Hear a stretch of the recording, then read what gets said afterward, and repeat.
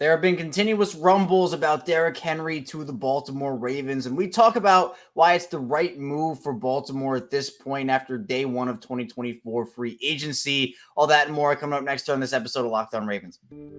You are Locked On Ravens, your daily Baltimore Ravens podcast, part of the Locked On Podcast Network, your team every day.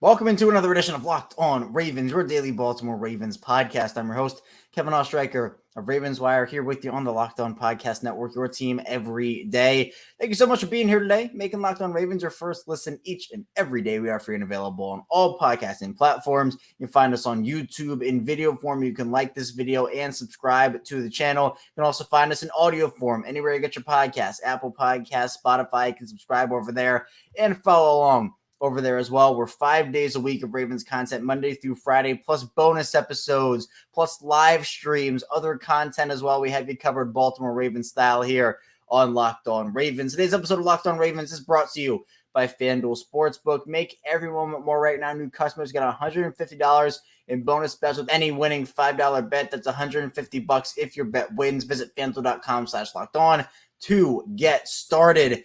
What a crazy day it was yesterday. Monday, day one of free agency. Now, from the Ravens side of things, they did not add anybody, but they did lose a bunch of guys in a short amount of time.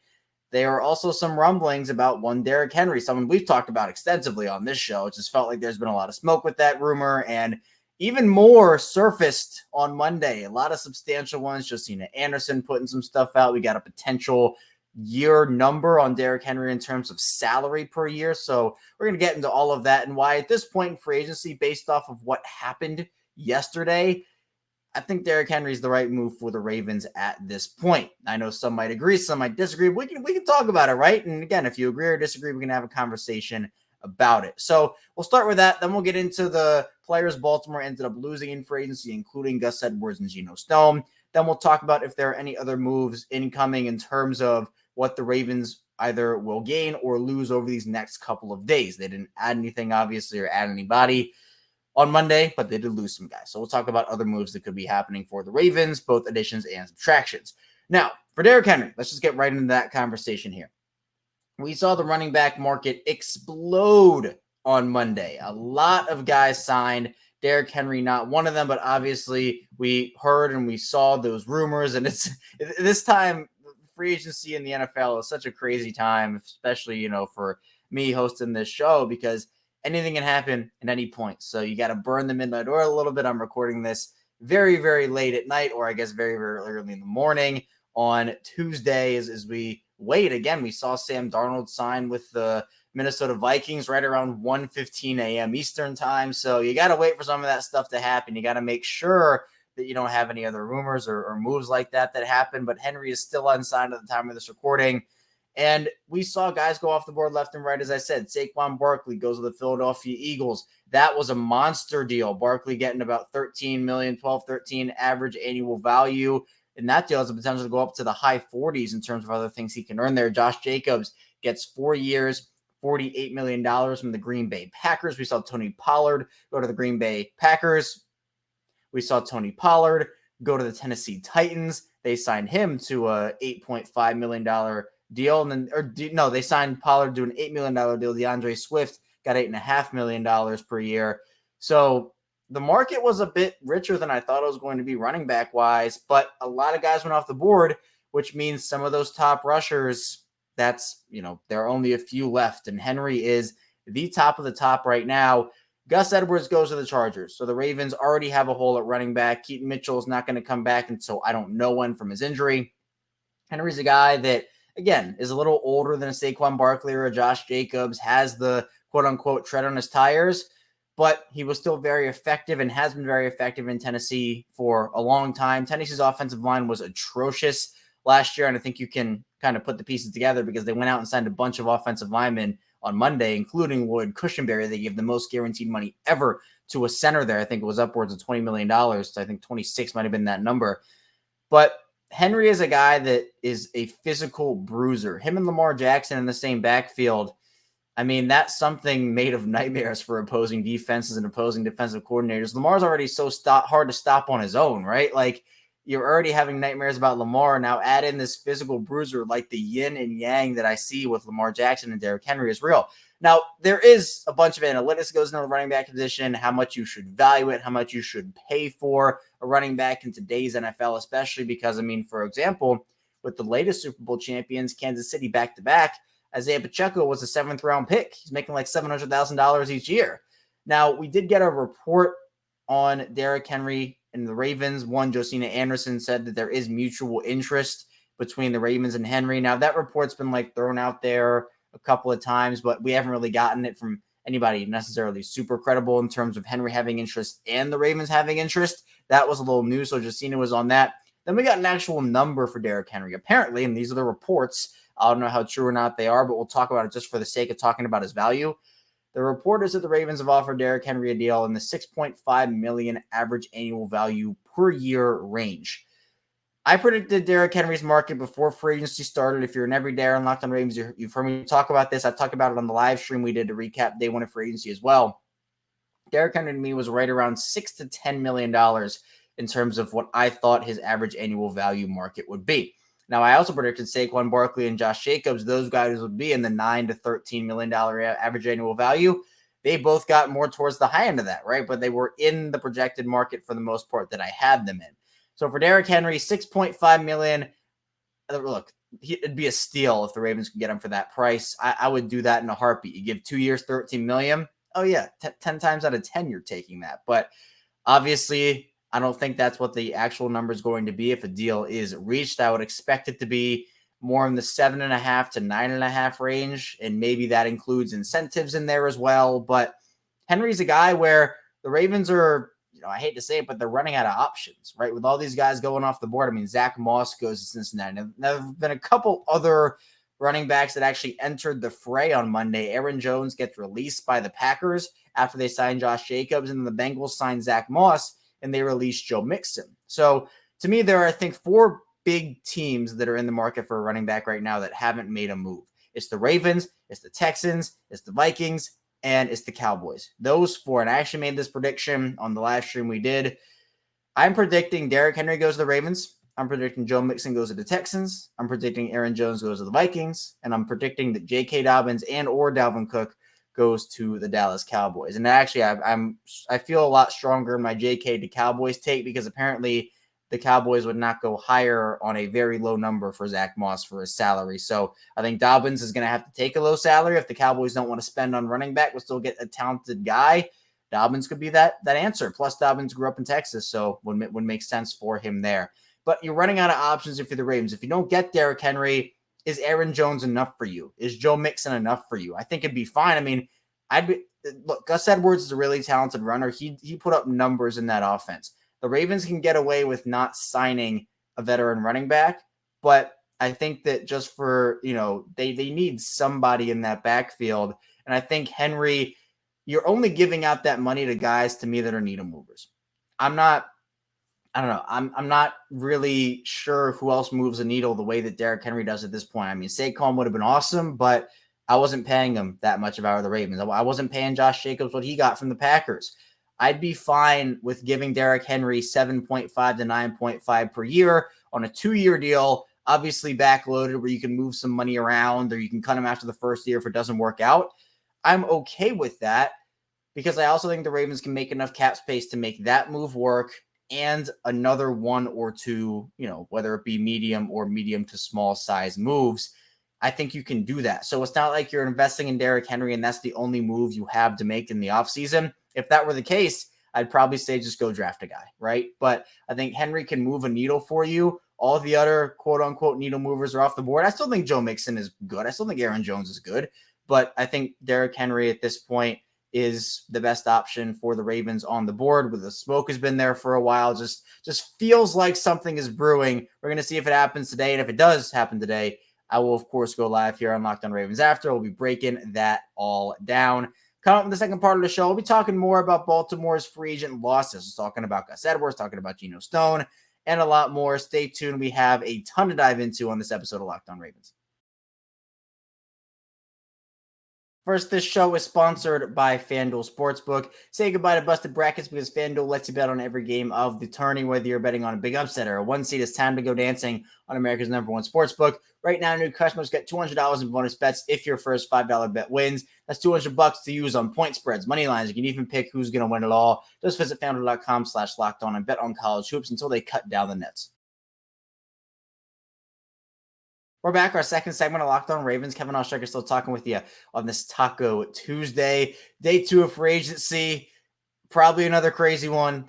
Day 1 is always one of those ones where it's so exciting. The anticipation is really exciting. But again, this is a month-long thing. I mean, the Ravens signed a contributor to their roster literally in week 3 of the season. So we're literally, day 1 of free agency all the way up till the end of the season. It's an impact. But these first couple of days really do define, I guess, set a tone, I guess is what I'm trying to say here.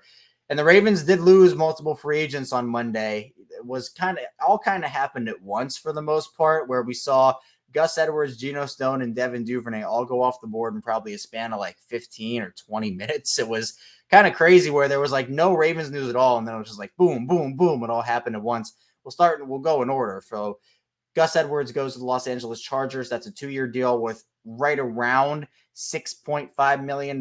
So, I mean, good for Gus. 3.25-ish million per season is not terrible. I think that he will probably outperform that deal, if being honest, but he reunites with Greg Roman in Los Angeles. I kind of connected a Ravens running back to the Chargers. I thought, I was thinking, well, maybe J.K. Dobbins, but then I remember the spat that Dobbins and Roman had in 2022. So I said, maybe not that. I kind of soft floated Gus Edwards, and Gus ends up going there. It's an end of an era in Baltimore. Obviously came in with Lamar Jackson in 2018, both of them rookies, Lamar being the first rounder, Gus Edwards being an undrafted player out of Rutgers. And I was just so impressed with his consistency, and his game grew every single season. Came in as primarily like a only north-south runner, but added east and west to his game, added some receiving chops to his game, some different cutback ability. I mean, he did a lot to improve his game in Baltimore. The Chargers are definitely getting a good one.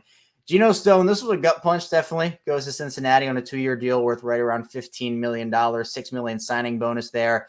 Good for Geno for getting his money. Well-deserved. Him being on a division rival now does, look, I'm not going to bash him for getting his money, right? I mean, obviously, I wish him the best in his next chapter, but against the Ravens, obviously, can't root for him, right? You can't do it. So the Geno move was tough, but I think everybody understood that he was leaving. I just think the fact that he went to a division rival just was like, this feels slimy in terms of like, it just feels weird to me. Like, I'm not calling him like weird or slimy, but I just feel like it's going to feel weird the first time we see him in a Bengals uniform. I'm just going to feel like, I'm going to like shudder a little bit. Like, is this really real? So I don't know. We'll see what happens there, but quality contract for Geno. The safety market is very oversaturated in terms of really quality, talented guys. Geno especially is there. So we'll see what happens, but Cincinnati definitely needed a ball hawking safety like that. Now, Geno, not the best in terms of run support at times, but again, he's a really talented, high IQ football player.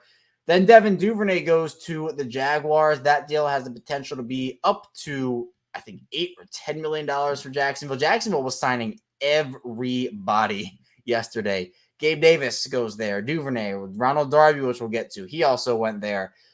Jacksonville was getting everybody. So 2 Ravens, both Devin Duvernay and Ronald Darby, go to the Jaguars. Darby's deal was 2 years, $10 million. So that one was the one that, like, I expected Gus to leave. I expected Geno to leave. Duvernay wasn't really expecting back, but I was expecting the Ravens to, and maybe they did make a run at Darby, right? I'm not saying they didn't. We don't know what goes on behind the scenes for the most part, but I thought that the Ravens were going to bring back Darby. I think that's a solid deal for him. Corners, it is a premium position, and he gave the Ravens really good snaps.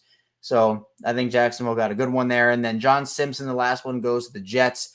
2 years, $18 million, a deal up to 18. So $9 million per year for John Simpson. That is it's a little crazy. A little crazy, in my opinion. Wouldn't have expected that one to go the way it did. I would have been fine bringing back John Simpson as a backup personally, but I wasn't necessarily saying, oh yeah, let's go give John Simpson $9 million to be the Ravens. Not the move I would have made there. Credit to him though. I mean, he's by all accounts a really nice guy, someone who, worked really hard. And I think that he played a lot better than I thought he was going to play. So credit to him. Shout out to him for doing that and making sure that he was able to secure a bag. Here goes to the Jets, protecting Aaron Rodgers. Another instance of the New York Ravens. So we talk about that in terms of, oh, well, Joe Douglas goes and he takes everybody. That, yeah, definitely happened again there with John Simpson.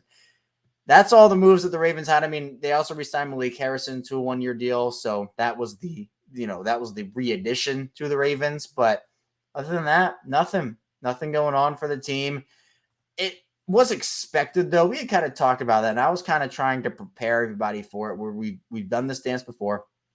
We've had the Ravens not make moves on the first couple of days, and that's just kind of their MO, right? Where sometimes that just is what it is. Doesn't mean that they're not working to get guys under contract. Doesn't mean that they're not figuring out everything that was going on. But I don't know. For Baltimore, it just, even though they didn't sign anybody, it doesn't mean that they're never going to sign anybody this free agency. They're going to have to sign guys. They're losing guys. They're going to continue to lose some guys. They're going to have to re-sign their own players, sign outside free agents. The Ravens do this dance mostly every single season. They don't like to jump on the first day of free agency and just throw out a random $75 million or whatever that number is going to be, right? They don't just do that and, say, oh, we're just going to be really reckless and go out there. They let markets develop, and some markets are stronger than anticipated. Other markets are weaker than anticipated. I talked about the running back market. That was a lot stronger than anticipated. And, for Derrick Henry, who the market was, was it 6 to 10? Maybe I now view it as like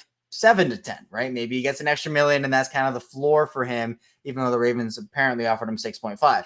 But the linebacker market, for example, was not as strong. Jordan Brooks, who was expected to get like maybe 4 for 56 or 4 for 60 or something like that, he got 3 for 30 from the Dolphins. Kenneth Murray, first rounder, all those 2020 first round linebackers, Brooks and Kenneth Murray. Kenneth Murray got 2 years, $18 million from the Tennessee Titans. So that's another move for Patrick Queen, right? What does that do for Patrick Queen's market? Did he maybe expect to get closer to what Roquan's deal was of 5 years, $100 million? I know Spotrac had him at like 5 years, 91, 92, even like $93 million. Doesn't look like he's going to come close to that number with how the linebackers have signed. I mean, now Patrick Queen's a better player, obviously, than both Jordan Brooks and Kenneth Murray, but is the linebacker market is not as good, and are there going to be options for the Ravens that maybe they didn't think they were going to have? And guys also get cut. I mean, literally, we saw Aaron Jones get cut. We saw Joe Mixon get cut. Other guys are going to get released probably too.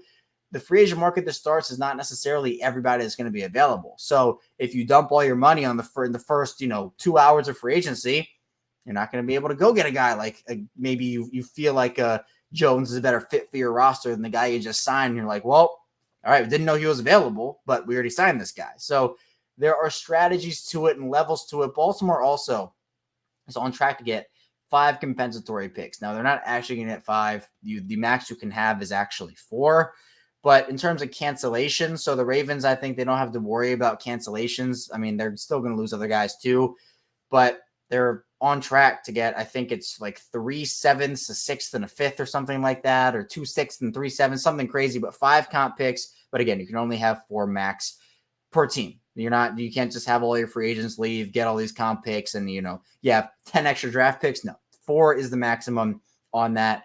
So it's going to be interesting to see how free agency unfolds. Again, we talked about Derrick Henry and everything. It just feels like there's so much smoke there. It almost feels like it's inevitable at some point. I know some people are very on the Derrick Henry train, other people not so much. And coming up in the final part of the show, we'll talk about if there are any other moves incoming that could happen literally today or another time, whether it be this week in free agency. So talking about 1, players the Ravens could lose, 2, players the Ravens could add, and a lot more. Stay tuned here. A lot to get to on Locked On Ravens. First, this show is sponsored by BetterHelp.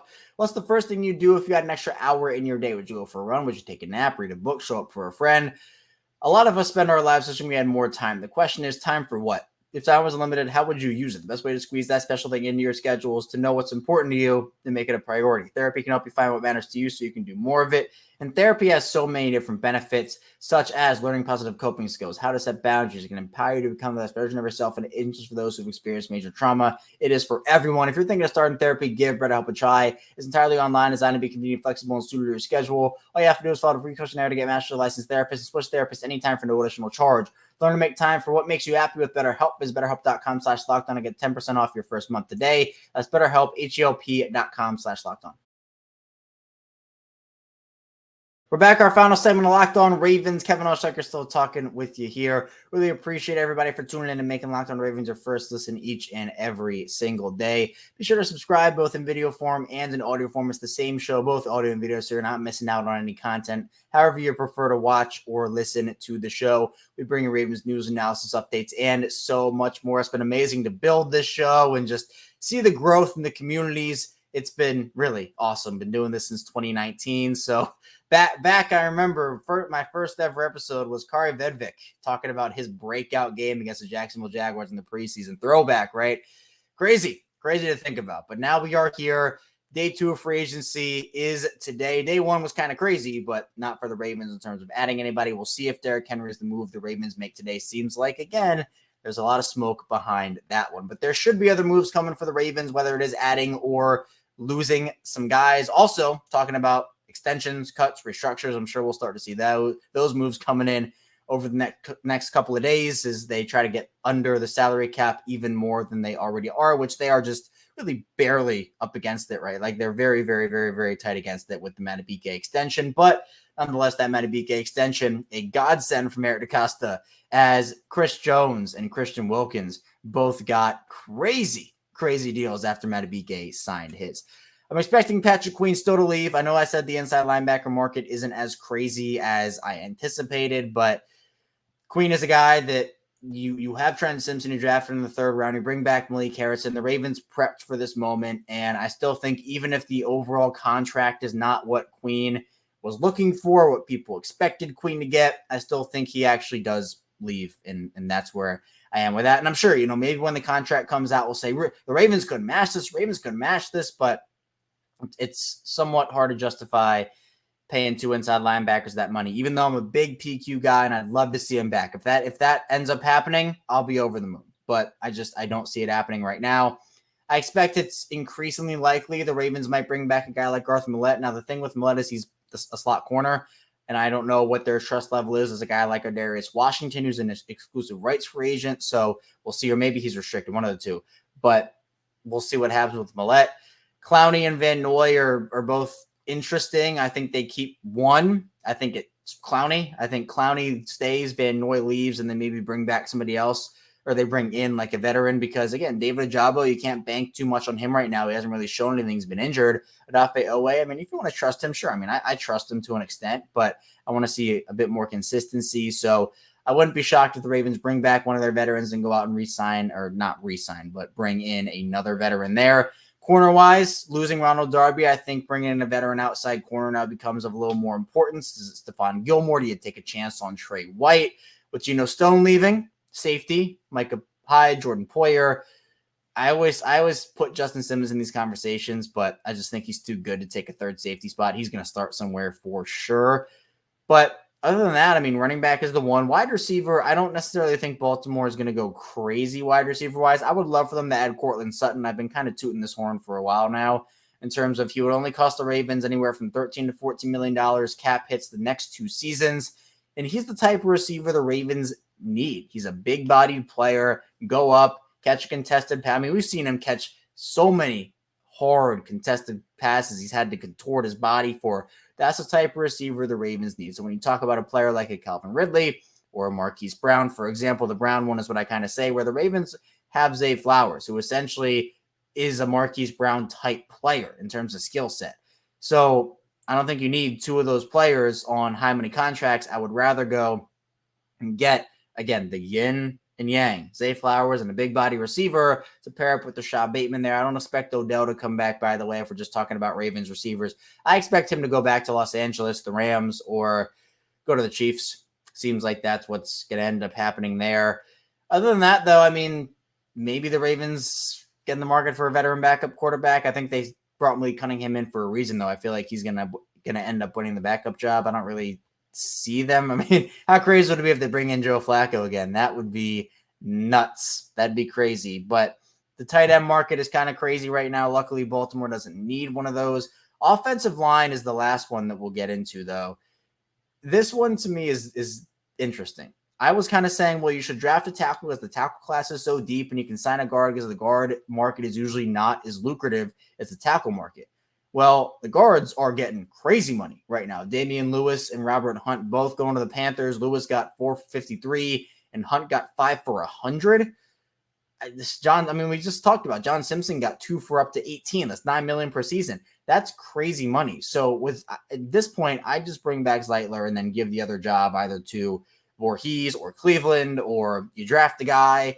I think that's the most likely scenario. Tackle-wise, I still think you just draft a guy. And at that point, if it's a first-round pick, I mean, you have to play him if he's a first-round pick. You can't leave that production on the bench when you're in a year like you are right now if you're the Ravens. So, in my opinion, I think Baltimore should most definitely go and draft the tackle, whether it's round 1 or round 2. But in terms of guys, I mean, Tyron Smith is way out of their price range. And at this point, I just feel like the tackle class in the draft is such a better opportunity because you also get the guy on a 4 or 5 year contract on cheap money. So it helps you in terms of a roster building where if you sign a tackle with that money, it's probably going to be a lot more, absolutely going to be a lot more, honestly. So kind of pick and choose strategically where you draft guys, where you sign guys, even like wide receiver. That wide receiver market's kind of crazy right now. So I'd rather trade for a guy in Courtland Sutton, whose contract isn't going to be as crazy as some of the top wide receivers, but would probably rank as the top wide receiver in this class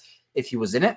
Or you draft a guy, again, this is a deep wide receiver class. So you take a Keon Coleman or Troy Franklin or Brian Thomas or whoever you're like there. Adonai Mitchell, Xavier Worthy. There are those players.